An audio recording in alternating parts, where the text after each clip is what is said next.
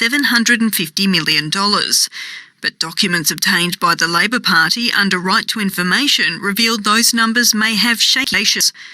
The notes include advice consultant saying the base cost would be about $575 million. The added costs for building in Tasmania and a delay, bringing the total to $747 million. But his report notes you'd still need to add site-specific costs, reiterating it's a ballpark cost advice. We need the government to get serious about this bid and not become a laughingstock, because that's what this proposal is. It looks engineeringly extremely difficult, incredibly expensive. The government's defending the projected cost. Last week's state budget included about $1.3 million for a stadium feasibility study. We had to be able to explain to Tasmanians what it could cost.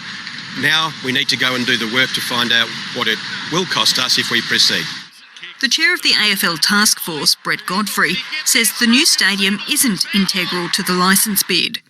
The AFL were only ever aware that this is a vision and something that needs to be financially validated in itself. So as far as the task force is concerned, that work still has to be done, and it will be done. Labor says it still fully supports Tasmania's bid to get its own AFL team.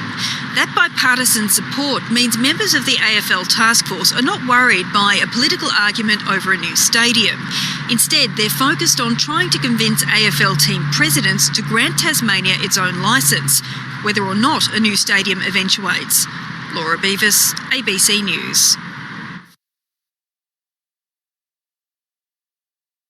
In campaign mode, visiting Tasmania in an attempt to sway the locals, telling audiences a new stadium remains a non-negotiable for a Tasmanian team.